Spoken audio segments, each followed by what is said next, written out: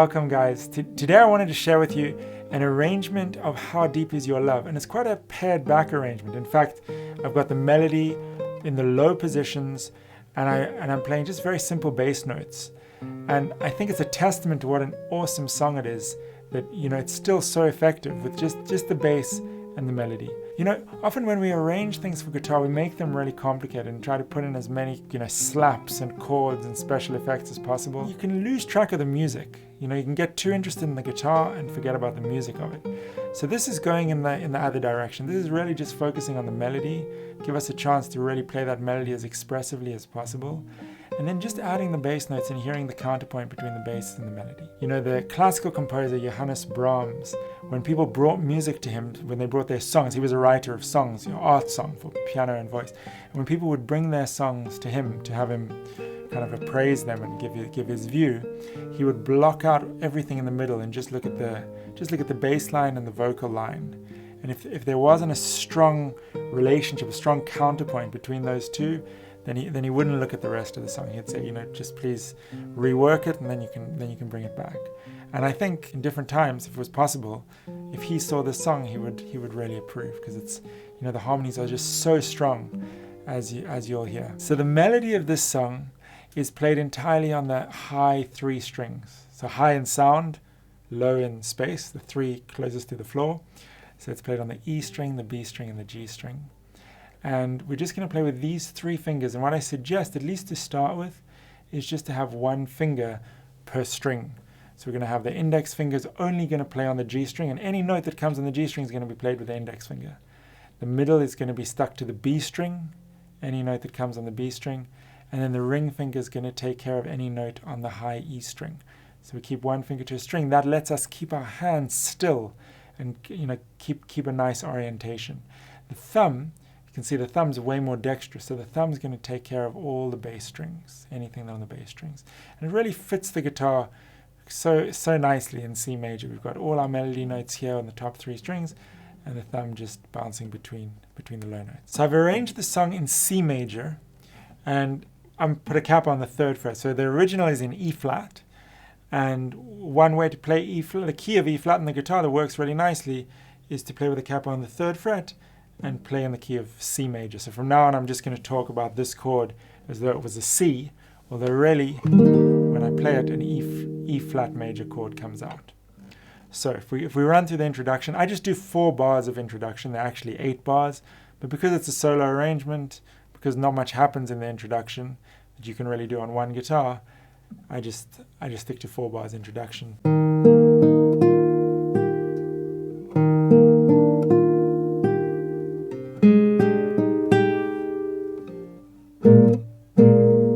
Let's just go through the sections. There are 3 main sections. There's the verse, the pre-chorus, and the chorus. And this just gets repeated and repeated. There's, of course, our 4 bars of introduction. And then at the very end, after the second last chorus, there's just a little link, and then the chorus gets repeated to a kind of outro. But the main sections we want to learn are the verse, the pre-chorus, and the chorus. And I would start by just learning the melody. That's great, because then our thumb can just sit on these bass strings, and we can just practice playing with these fingers. And it's really fun to play the melody.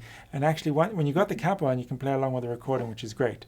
And you could also play along with yourself singing, which is really fun. And a great way to make sure that you're playing it in a way that makes sense. Because we have in our ear, we remember kind of what the words are. And when you play it in a way that doesn't kind of gel with those words, it's a little bit jarring. So I'm going to play it, and I'm going to think of the words in my head.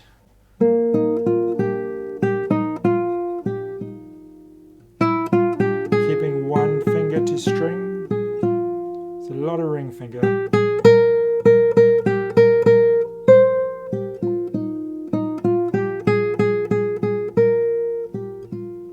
And there's your verse.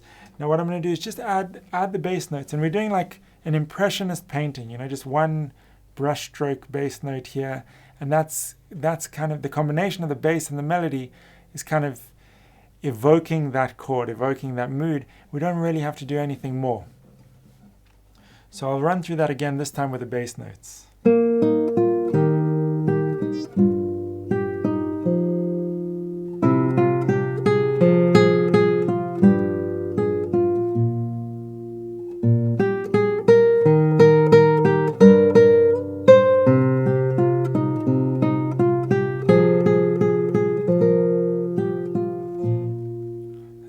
pre-chorus with the bass notes, and as you can hear, it's a totally new world. You know, the sum is way more than the parts when we add the bass notes here. So the melody of the pre-chorus goes like this. And again, this one also starts actually on the same kind of upbeat as the melody of the verse. So it starts on the and after the third beat. So if I want to count myself in, I'm going to count 1, 2, 3.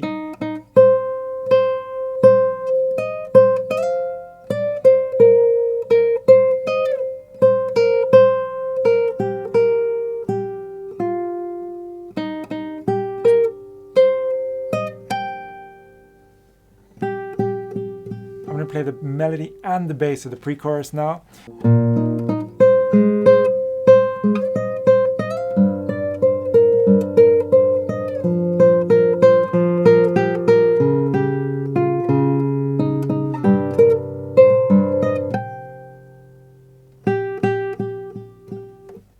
So this is really a classic pre-chorus. I mean, the job of a pre-chorus generally is to build the energy up so that we can like explode into the chorus. And this is exactly what happens. We just get, we get higher and higher and higher until we end on this, what we call a high E, although in concert pitch it's a high G. And I play that as a harmonic so that it kind of rings out. And then instead of sticking on that note, which would get our hand all stuck up here, we're just going to change to the note an octave down, which is a bit richer as well. So while we got the harmonic, we can move our hand, which is great. Then what we're going to do, which is really cool, or what they did when they wrote the song, which is really cool, is they go from the highest high, which is the end of the pre-chorus, to the lowest note of the song, which only came once before at the beginning. I see your eyes, that note. It only came at the very beginning of the verse, and it comes again now at the beginning of the chorus when they sing "How Deep Is Your Love," which is perfect because it's literally deep, and the two overlap. So when the top voice is going on the word love, the chorus comes in with how. It sounds like this. We can do that on the guitar if we want to. If you want an easy option, you could just go, or you could just pick one. You could just play the high notes, which would be how deep is your love, deep is your love. How... Or we can do the overlap, which is really cool.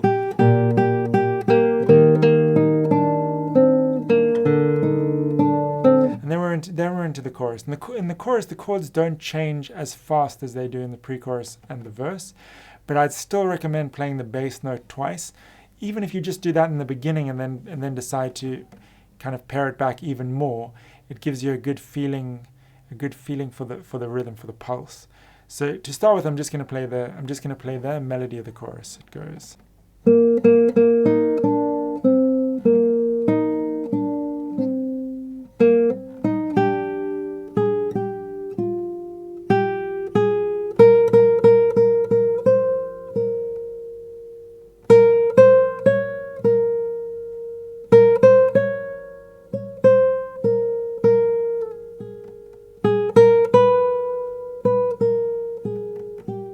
Goes straight into the next verse. So almost like the last, just as they overlapped, going from the pre-chorus into the chorus, similar thing happens at the end of the chorus. It kind of overlaps, the last note resolves straight back into the verse.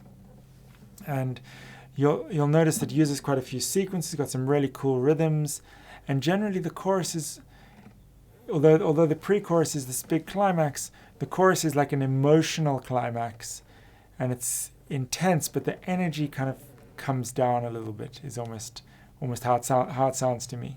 So now what I'll do is I'll go through it adding the bass notes, and I'm going to add 2 per bar, even though you'll notice it's the same bass note most of the time, because it's the harmonic rhythm, that is the chord changes, slow down in this part of the song.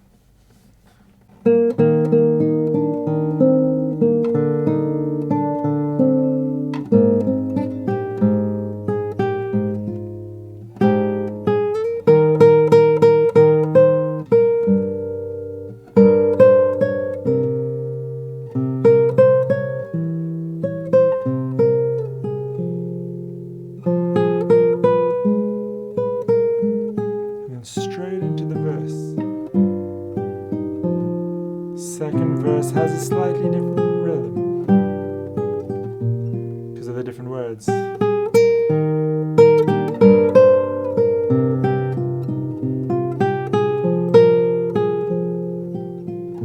So after 3 repeats of verse, pre-chorus, chorus, verse, pre-chorus, chorus, the last verse, of course, is just singing na na na. It's like a vocalise. It's not with real words, but it's still got the same pre-chorus, and then there's the chorus.